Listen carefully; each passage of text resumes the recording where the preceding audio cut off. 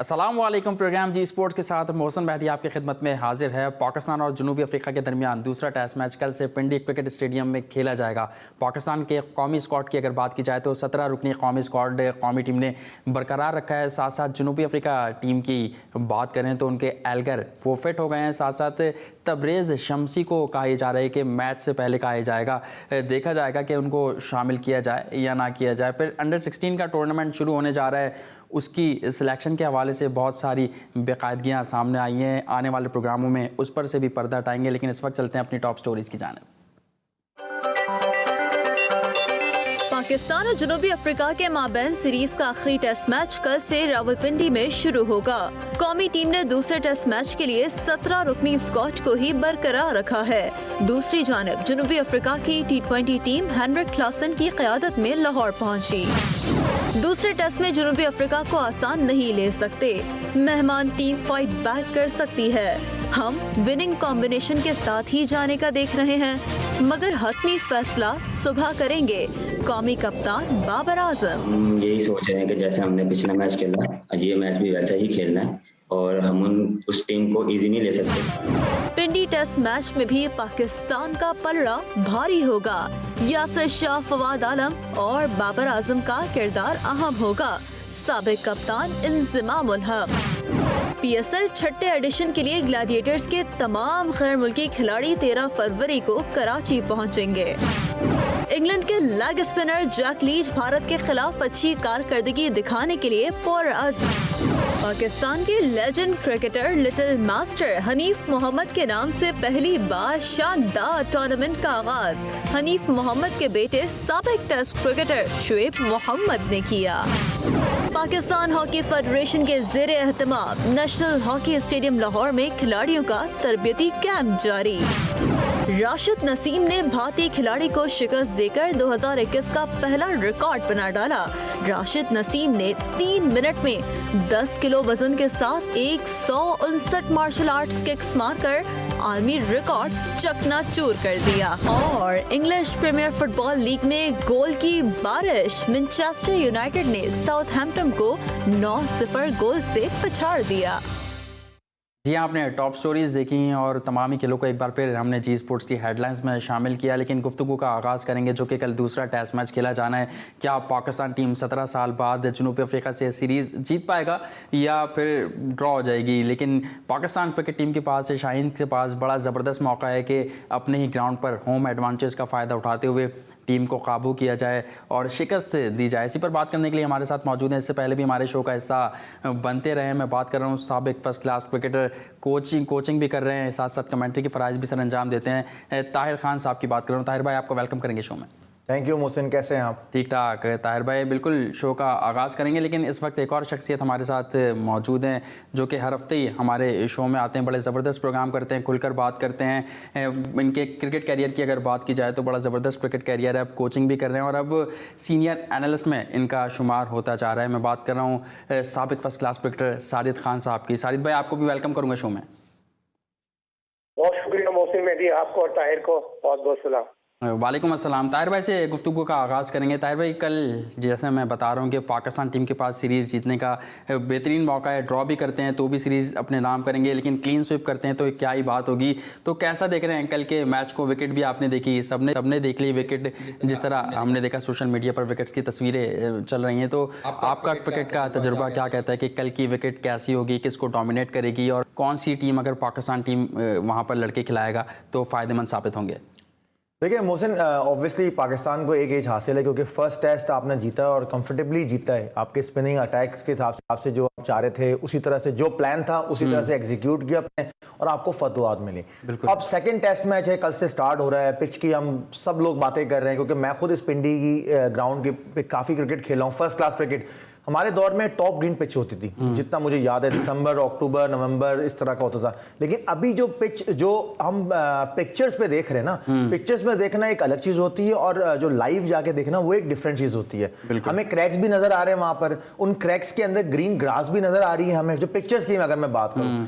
सारी चीज़ें, बहुत सारी चीज़ें होती हैं, लेकिन जिस तरह से आज बाबर आजम ने खुद भी कहा कि नहीं कि जो हमारी जो स्पिनर्स हैं वो तो कोशिश करेंगे, हम इस तरह करेंगे, इसी तरह को इन्हीं स्पिनर्स को खिलाएं, और 4 पेसर या 5 पेसर डालना वो एक डिफरेंट चीज़ है। वो तो देखें, जो तो एक प्लानिंग का हिस्सा होती है, ऑब्वियसली एक प्लान इनका बन चुका होगा, उस हिसाब से उन्होंने कराना है। अब ये देखना है कि अगर जो, क्योंकि विनिंग स्ट्रेंथ, जो आपकी विनिंग कॉम्बिनेशन होती है ना, मैं ये समझता हूँ कि वो आपको डिस्टर्ब नहीं करनी चाहिए, क्योंकि आपका विनिंग स्ट्रेंथ होता है, जो लूजिंग स्ट्रेंथ होती है वो फिर आपकी दूसरी जो लूजिंग टीम होती है वो फिर अपनी स्ट्रेंथ चेंज करती है, अप एंड डाउन करती है, तो वहां पर ज्यादा प्रॉब्लम क्रिएट होती है, ना कि हमारे यहाँ पर। तो हमें एक एज हासिल है, और मैं नहीं समझता कि हमें कोई चेंज करना चाहिए। अगर हम चेंज करने पे आते हैं तो फिर देखना है कि क्या हम एक स्पिनर ड्रॉप करके या एक फास्ट बॉलर ड्रॉप करके फिर हम फास्ट बॉलर डालेंगे, तो वो मुझे कुछ मुनासिब नहीं लग रहा। ठीक है, आप ये समझते हैं कि अनचेंज टीम के साथ जाना चाहिए। शाहिद खान साहब, आप क्या कहेंगे? क्या आपके जराए बता रहे हैं कल कौन खेल रहा है, टीम में चेंजेस दिखाई दे रही हैं, या फिर सेम टीम जाएगी? जिस तरह हमने देखा कि ताहिर भी ये बात कर रहे हैं, पैचेस हैं, क्रैक्स हैं, तो स्पिनर्स डोमिनेट करेंगे इस विकेट पर, जैसा कि तस्वीरों में दिख रहा है, तो इस पर आप क्या कहेंगे? देखिए मोहसिन ने जहाँ तक नेशनल स्टेडियम कराची की बात थी, यहाँ रिवर्स स्विंग भी होता था, यहाँ 5 दिन पूरा खेल हुआ, 90 ओवर हुए थे। यहाँ और पिंडी में बड़ा फर्क है, जमीन आसमान का फर्क है।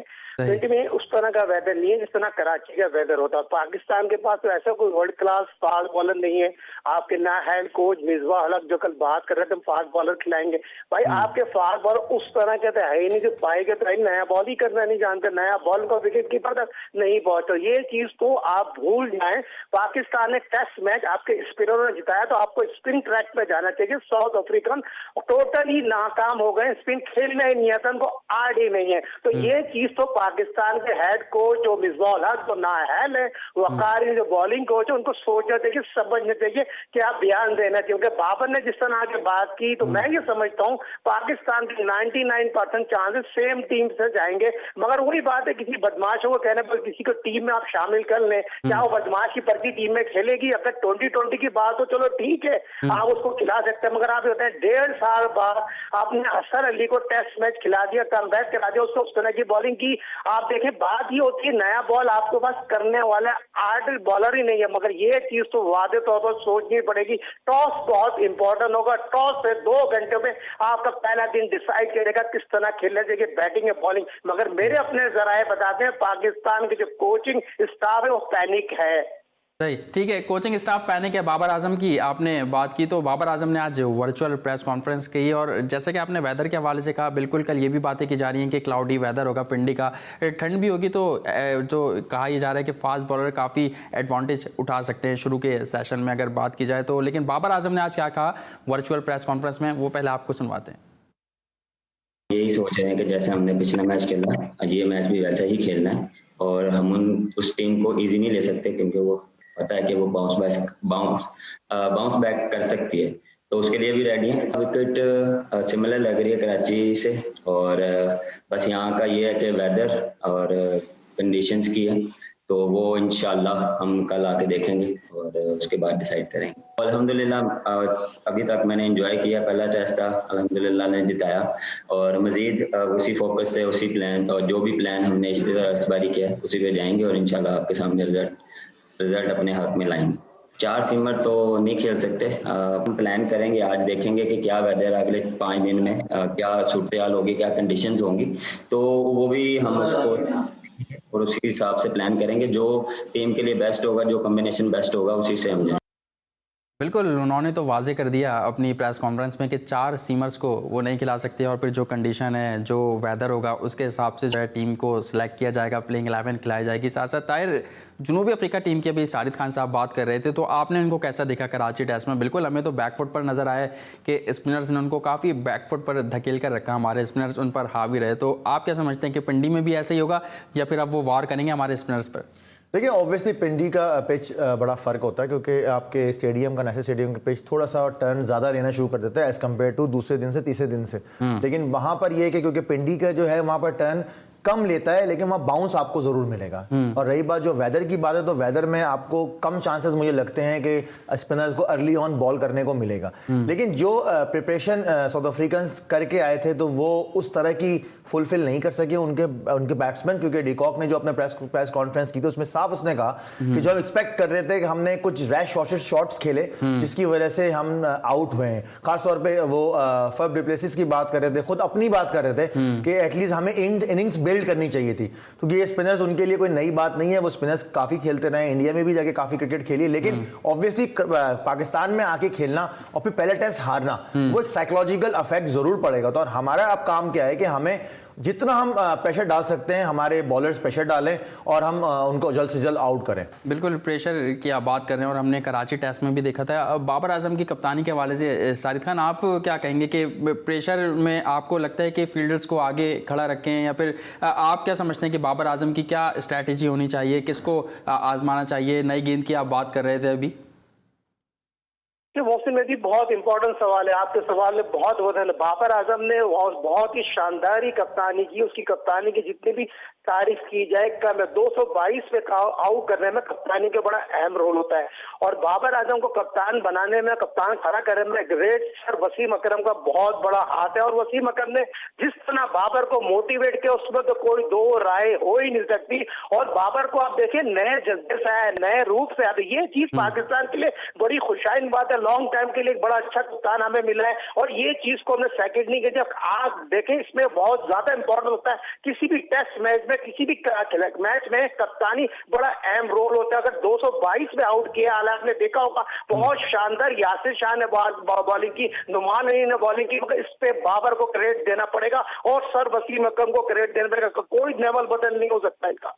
ठीक है, कोई नेमल बदल नहीं हो सकता। नाजरीन, वक्त तो एक ब्रेक का, ब्रेक के बाद जब वापस आएंगे तो ताहिर खान साहब, साजिद खान साहब से कुछ मजीद टॉपिक्स पर गुफ्तगू करेंगे, कुछ मजीद इशूज़ को उजागर करके उनके हल जानने की कोशिश करेंगे। तो कहीं मत जाइए, देखते रहिए जी स्पोर्ट्स।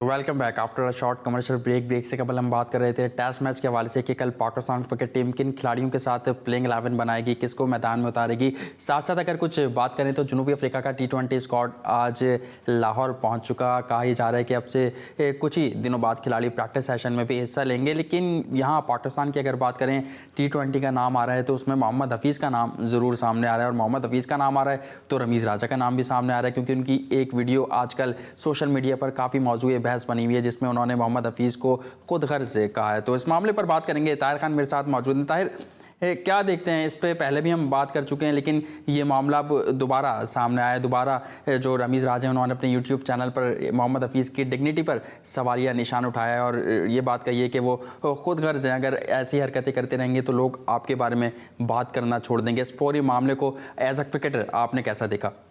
देखिए, टू बी ऑनेस्ट, ये जो बात कर रहे हैं कि दोनों मुल्क की बदनामी कर रहे हैं। हफीज़ का अपना मौक़िफ़ है, रमीज़ राजा का अपना मौक़िफ़ है। इनको एटलीस्ट एक लिमिट्स में रह के बात करनी चाहिए। देखें, जो भी आप किसके लिए भी बात कर रहे हैं वो पाकिस्तान रिप्रेजेंट कर चुका है या कर रहा है, तो ऑब्वियसली एक इज्जत की बात होती है, उसकी फैमिली की इज्जत है, उसके मुल्क की इज्जत की बात है। पहले रमीज़ राजा ने ताहिर बात की थी, उसके बाद हफीज़ का रद्द-ए-अमल आया था और एक दो बार काफ़ी उन्होंने बात की तो हफीज़ खामोश रहे। फिर बाद में उन्होंने कहा कि क्रिकेट साइंस होना चाहिए। ये भी बात की उन्होंने कि रमीज़ राजा की मैं बहुत इज्जत करता हूँ, क्रिकेट में उनका एक नाम है।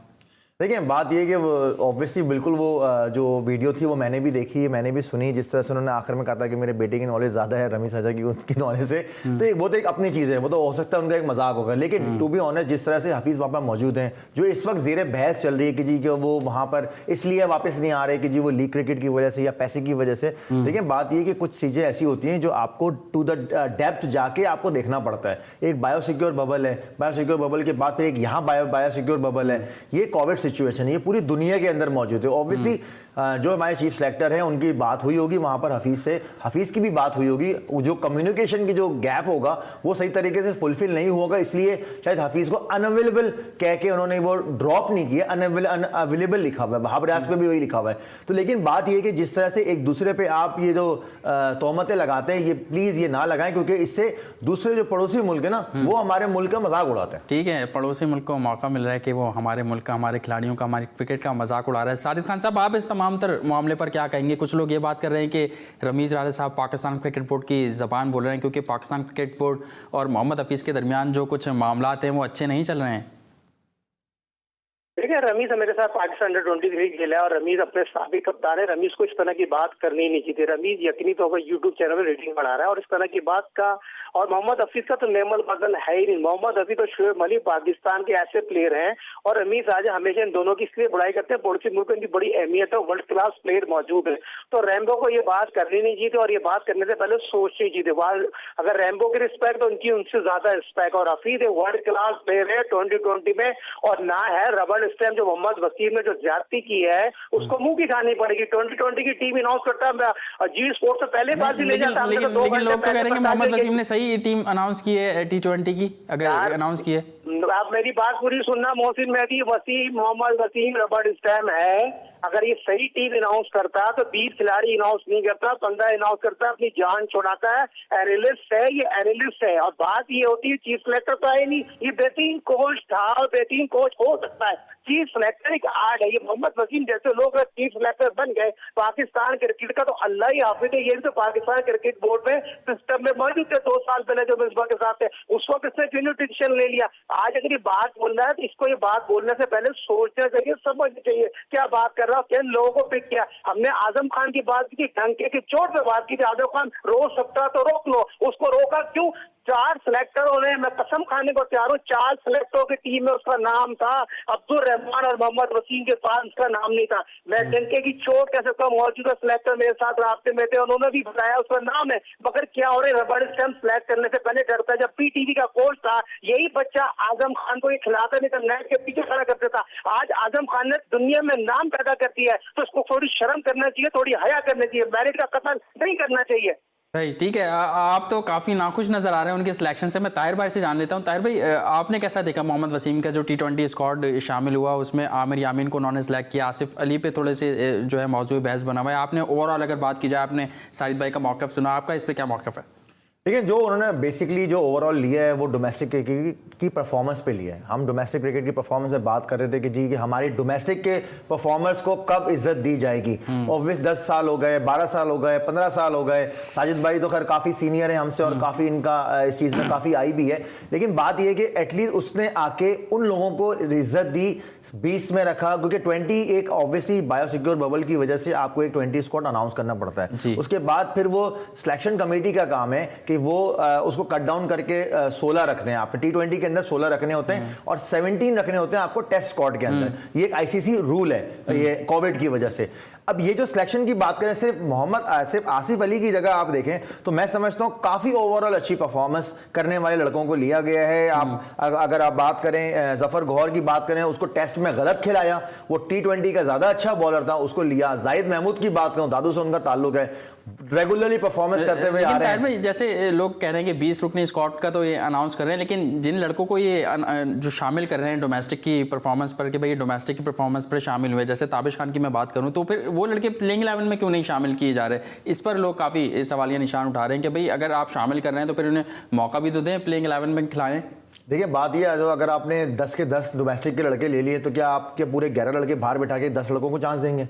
ये मैंने तो ऐसी जिंदगी में कहीं नहीं देखा इस तरह से होते हुए। अच्छा। आपको एक स्लॉट होती है, 2 स्लॉट होती हैं, एक बॉलर खेलता है, एक बैट्समैन खेलता है। ये हर जगह का उसूल है। या तो 2 होते हैं तो वो एक्सेप्शनल होते हैं, या तो वो मल्टीपल यूज टाइप के होते हैं, बैट्समैन भी होता है, बॉलर भी होता है, तो वो आप यूज कर लेते हैं। अदरवाइज क्योंकि आप खुद डिफीट खाते हुए आ रहे हैं, आपने इंग्लैंड में डिफीट खाई टेस्ट क्रिकेट में, आपने न्यूजीलैंड में डिफीट खाई टेस्ट क्रिकेट में, आपने यहां पर आके एटलीस्ट अपने होम कंडीशन से फायदा तो उठाना था। तो इसीलिए जो मैं समझता हूं कि जो जैसे इमरान भट्ट को खिलाया उन्होंने टेस्ट मैच में, नुमान अली को खिलाया, अब यहां ताबिश खान की जगह बिल्कुल बनती थी हसन अली की जगह, लेकिन उन्होंने प्रेफर हसन अली को कह के इसलिए कहा कि जी कि उनकी करंट फॉर्म अच्छी है, उसकी फिटनेस बड़ी जबरदस्त है, इसलिए हमने लिया। लेकिन मैं ये समझता हूं ताबिश खान वाहिद फास्ट बॉलर है इस वक्त पाकिस्तान की टीम के अंदर जो दोनों तरफ स्विंग करता है। तो अगर कल के चांस पे अगर ये जाते हैं कि अगर ये हसन अली को ड्रॉप करते हैं, या कोई इनको लगता है कि यार मगर एक बैट्समैन ड्रॉप करके एक बॉलर ले सकते हैं, तो वहां मैं समझता हूं ताबिश का चांस ज्यादा बनता है। अब डिपेंड करता है कि सिचुएशंस पे। अच्छा, T20 की हम बात कर रहे थे, थे। तो ताबिश का तो बिल्कुल आपने कहा, और ये बहुत सारे लोग ये बात कर रहे हैं कि ताबिश को मौका दे देना चाहिए था।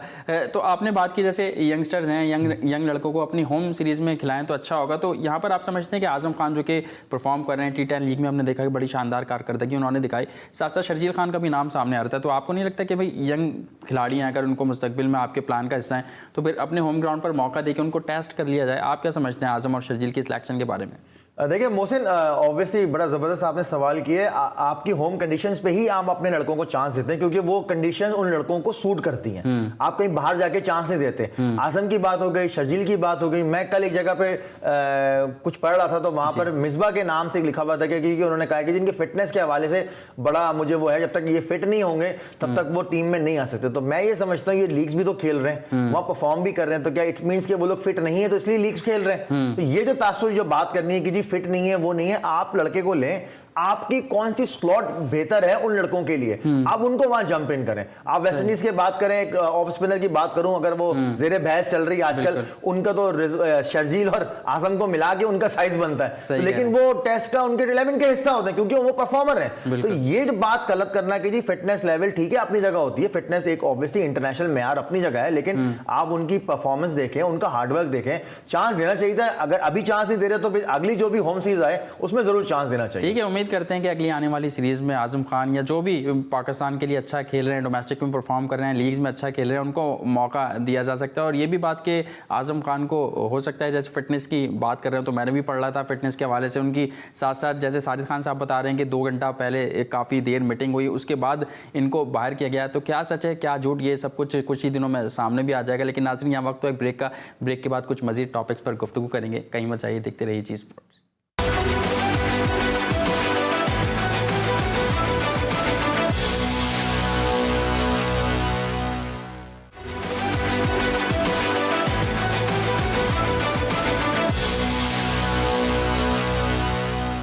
जी स्पोर्ट्स में एक बार फिर खुश आमदीद। और इस वक्त हम डिबेट कर रहे हैं T20 स्क्वाड के हवाले से। हमने बात की आजम खान, शर्जील खान, जिनका स्क्वाड अनाउंस होने से पहले नाम सामने आ रहा था, लोग कह रहे थे कि इनको शामिल किया जाएगा, लेकिन जब स्क्वाड अनाउंस हुआ तो इनको शामिल नहीं किया गया। साथ साथ ये भी बात की जा रही थी कि सरफराज अहमद को कौमी T20 स्क्वाड से बाहर किया जाएगा होम सीरीज़ में, और इनकी जगह कहा जा रहा था कि आजम खान कीपिंग करेंगे। लेकिन अब सिनेरियो ये है कि पाकिस्तान क्रिकेट टीम की जो T20 स्क्वाड है इसमें सरफराज अहमद भी मौजूद हैं, और यही है उम्मीद है कि पाकिस्तान क्रिकेट टीम ने बेंच पर बिठाएगी। तो मैं सीधा साहिद खान साहब से सवाल करता हूं कि साहिद खान साहब, हमने देखा कि वनडे कप हो रहा है, यहाँ भी सरफराज अहमद नहीं खेल रहा है, या फिर काफ़ी हमने देखा कि माजी में टूर्स करते हुए नजर आए, जो अगर पीछे कुछ चला जाए, हम न्यूजीलैंड का टूर हो या इंग्लैंड का टूर हो, वहाँ भी सरफराज अहमद को सिर्फ बिठाया गया, सिवाय एक T20 मैच खिलाया गया इंग्लैंड में। तो यहाँ पे सरफराज अहमद के साथ क्या किया जा रहा है, क्या रवैया है ये? देखिए, पूरी दुनिया में ये प्रोग्राम देखा जाता है, जी स्पोर्ट बाजी क्यों ले जाता है, कोई शर्म कर ले, कोई हया कर ले। इंग्लैंड और वाइट 2020 सरफराज को खिलाया तो पाकिस्तान ने मैच जीता। World class wicket keeper batsman Sarfaraz Ahmed से ये डरते हैं, उनके प्रेशर से डरते हैं। आपने बहुत प्यारी बात की, नेशनल वनडे टूर्नामेंट था, अगर आपने उसको नहीं खिलाना तो वनडे में रिलीज कर देता, मगर वो ना है। Rubber stamp Mohammad Wasim chief selector है, तो सरफराज 2 सेंचुरी बना देता तो उसकी कुर्सी वैसे ही हिल जाती। बात ये होती है, ये ना है, लोग इनकी नियत सही है नहीं है। लेकिन साहिद साहब, अगर सरफराज अहमद खुद कहते या खुद जाना चाहते तो फिर तो जाने दिया जा सकता था कि मुझे वनडे कप खेलना है, अगर मैं यहाँ नहीं खेल पा रहा। मोहसिन बात बड़ी इंपॉर्टेंट है। सरफराज को सब जानते हैं। सरफराज अगर इतना कहने वाला तो अपने भाई अब्दुल रहमान को कहकर कि टीम में नहीं दिलाते। सरफराज किसी से कह ही नहीं सकता, सिवाय अपने बैट बॉल कीपिंग के अलावा बात ही नहीं करता। बात सिंपल सी है, देखो सरफराज की तबीयत कुछ और है। वो खेल से जिस शख्स ने दुनिया क्रिकेट में पाकिस्तान को वर्ल्ड रैंकिंग में लेके आया, वाहिद खिलाड़ी है, तो मैच जीतने की ऑफर होती है पाकिस्तान क्रिकेट को। बता दयानदार, ईमानदार, ऐसी मिसाल से पता करो जो सरफराज है। आज बाबर आजम तो वर्ल्ड क्लास कैप्टन बने हुए, तो किसने मोटिवेट किया? कौन लेके आया? सरफराज ने मोटिवेट किया ना। आज वर्ल्ड क्लास प्लेयर। ये भी बात की जा रही है कि बाबर आजम ने सरफराज अहमद को रोका, वरना उनको ड्रॉप किया जा रहा था। अगर सरफराज ने उनके साथ अच्छा किया तो यहाँ उन्होंने भी उसके साथ निभाया।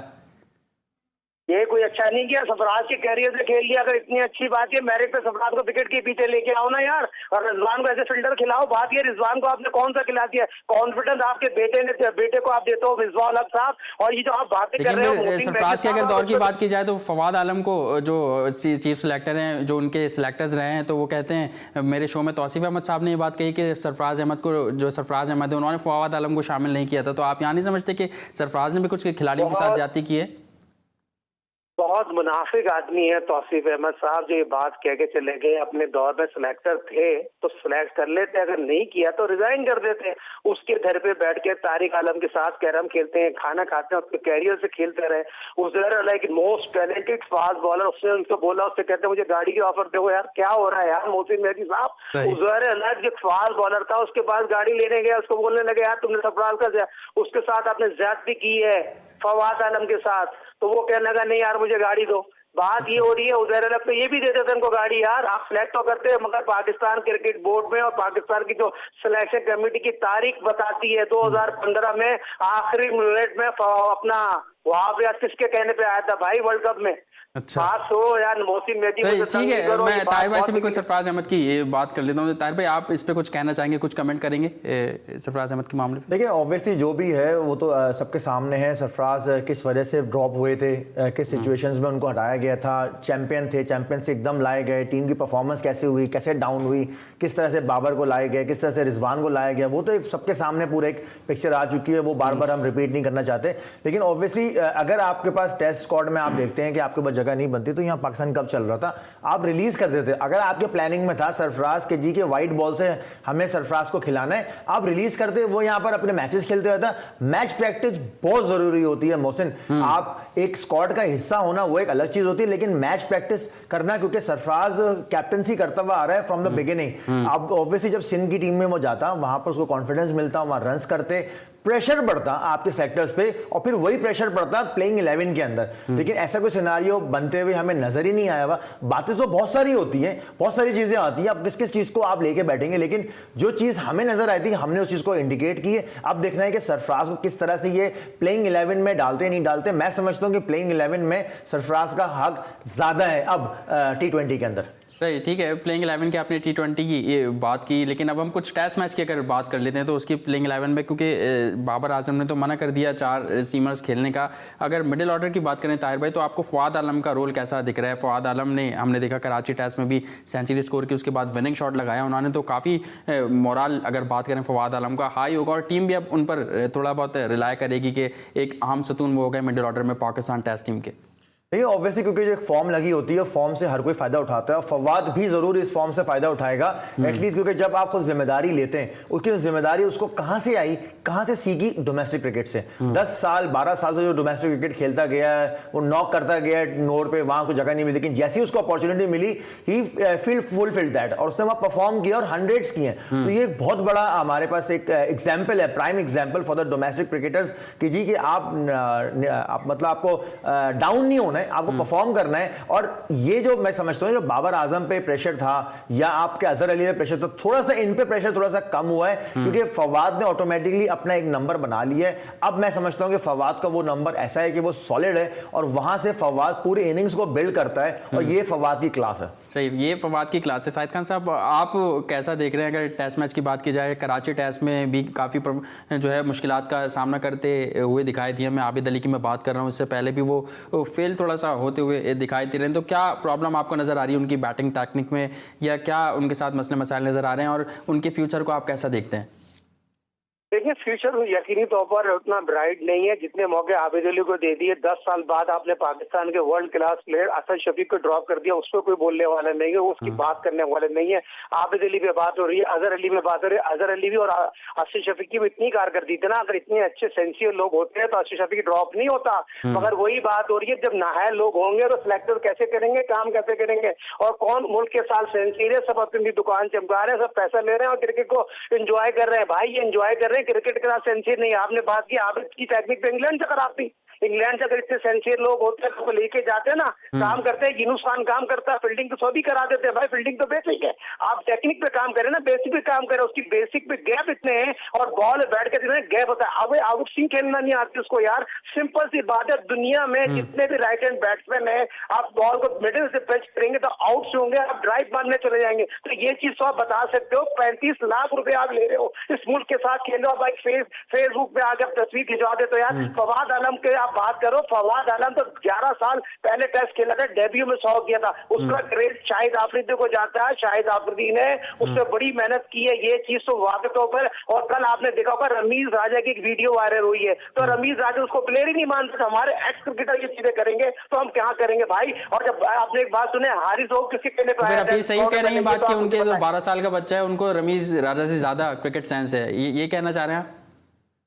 बिल्कुल। देखे आजकल के मॉडर्न दौर में जिसके पास दुकान है वो एनालिस्ट बन गया, वो क्रिकेटर बन गया। भाई आज के मॉडर्न दौर में क्रिकेट में बात करना इतनी आसान हो गई, इतना आप सोच नहीं सकते, ग्राउंड रियलिटी छोड़ती नहीं है। मगर मेरा मौका ये है, मुझे आप ये बताते हैं हारिस रऊफ पाकिस्तान के टेस्ट स्क्वाड पे किसके कहने पे आया है, मुझे ये बताते हैं। आप बताए ना कि किसके कहने पे आया, कौन है वो? बदमाश के कहने पे आया है, पिंडी के बदमाश के कहने पे आया है मेरे भाई। 2020 की बात हो रही, टेस्ट स्क्वाड की मैं बात कर रहा हूँ, उसका जवाब आप मुझसे दें, मुझे बताइए आप। सही, ठीक है। आपका पॉइंट ऑफ व्यू आया, बहुत बहुत शुक्रिया शाहिद खान साहब कि आपने अपना कीमती वक्त जी स्पोर्ट्स में दिया। ताहिर खान साहब, आपसे भी जाते जाते मैं पूछूंगा कि टेस्ट मैच जो हो रहा है उसमें पाकिस्तान टीम अगर टॉस जीती है तो फिर उसको क्या करना चाहिए, और फिर पहला सेशन कितना अहम होगा बॉलर्स के लिए भी और बल्लेबाजों के लिए भी? ऑब्वियसली पहला सेशन बहुत अहम होगा, टॉस बड़ा वाइटल होगा, क्योंकि कल वो सुनने में आ रहा है कि थोड़ा सा क्लाउडी वेदर होगा, तो क्लाउडी वेदर में सीमर्स ज़्यादा डोमिनेट करते हुए नजर आएंगे, चाहे वो साउथ अफ्रीकन सीमर्स हो या हमारे सीमर्स हो। डिपेंड करता है कि टॉस जीत के, अगर टॉस जीतते हैं और आपको लगता है कि आगे चल के वेदर इवन रहेगा, कहीं ऐसा कुछ क्लाउडी वेदर नहीं है, तो बैटिंग करनी चाहिए। शुरू का 1-2 घंटे होते हैं, उसके बाद फिर ये पिच अच्छी हो जाती है और अच्छे लंबे रन करेंगे, आपके बॉलर्स के पास चांस होगा आउट करने का। ठीक है, बॉलर्स के पास चांस होगा आउट करने का। साथ साथ जाते जाते हम पाकिस्तान सुपर लीग के हवाले से भी बात करेंगे। पाकिस्तान सुपर लीग के हवाले से शायकीन आजकल एक दूसरे से पूछ रहे हैं कि हमें अलाउ किया जाएगा स्टेडियम में या नहीं, तो इस हवाले से हमारी नुमाइंदा सबा बादशाह आपके लिए खबर लेकर आई है। इस वक्त हमारे साथ टेलीफोन लाइन पर मौजूद हैं। सबा, क्या तफसीलात हैं आपके पास इस हवाले से?